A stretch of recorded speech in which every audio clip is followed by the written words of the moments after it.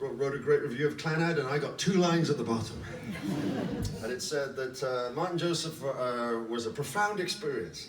He was a fine talent, provocative protest songs with rich tone or something, but a fine sense of humor that kept the audience gently off balance. He reminded me of Phil Ochs, and I thought, that's great. Who's Phil Ochs? So I check out Phil Ochs, and I discover that Phil Ochs is this kind of a protest singer, contemporary of Dylan and Joan Baez in the sort of late 60s, early 70s, writing amazing songs at that time into the culture of everything that was going on with Martin Luther King and Bobby Kennedy's assassination and the great race riots and all of that stuff. And he was just writing these amazing protest songs and singing on the streets and singing in the Carnegie Hall and all over the place and just gaining this great reputation. Sadly, he lost his fight to mental health in 1976 when he took his own life in his sister's home. But I just became a fan. I would collect his records wherever I could and listen to them, and just began to loved his songs. He had this beautiful timbre of a voice, a very strange guitar player, but he just had this way, and it was just elegant and beautiful. And then 6 years ago, I'm checking into a music conference in Memphis, Tennessee, and people got these, name tag things on it, and the lady checking me in, it says Sonny Ochs. And I say quite flippantly, I don't suppose you're related to Phil, are you? She said, yes, I'm his sister. And we became incredibly great friends, and she's 84 years old. She has a radio show she does every week in New York. She puts on concerts.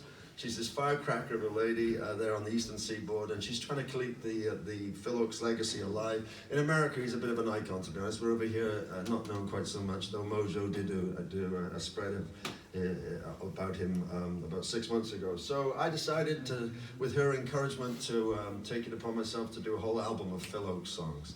And Sonny kindly wrote some notes for us on the album sleeve, and that's the new record that I have out right now. And it's kind of cool because I did that whole album of Bruce Springsteen songs, which was fun, but of course everyone knows that was Bruce Springsteen songs, whereas nobody knows any of Phil Ochs' songs. So it's like I've got this brand new album of songs, but I'm giving him the obvious credit. So I'm going to sing a few of his songs tonight, and let's start off with something voracious and gentle. Oh, yeah, okay, okay. So here's a kind of a little typical of, you imagine if we go back to about 1968, and here we are.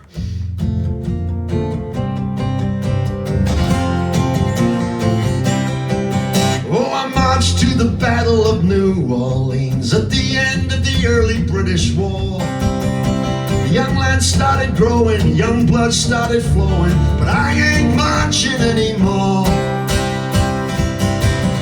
I killed my share of Indians in 1,000 different fights. I was there at the Little Big Horn. I heard many men lying, I saw many more dying, but I ain't marching anymore. Well, it's always the old who lead us to the war, and it's always the young who fall. Now look at all we've won with the saber and the gun. Tell me, is it worth it all? I stole California from the Mexican land, and I fought in the bloody Civil War.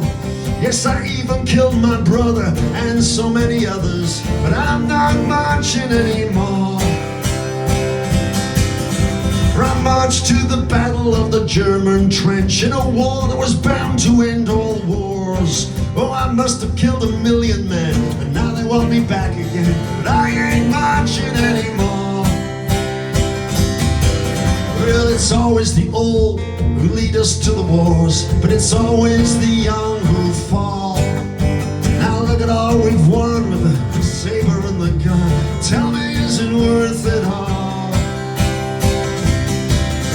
I flew the final mission in the Japanese sky, set off the mighty mushroom roar. When I saw the cities burning, I knew that I was learning, but I ain't marching anymore. Now the labor leaders screaming when they close the missile plants. United Fruit screams at the Cuban shore.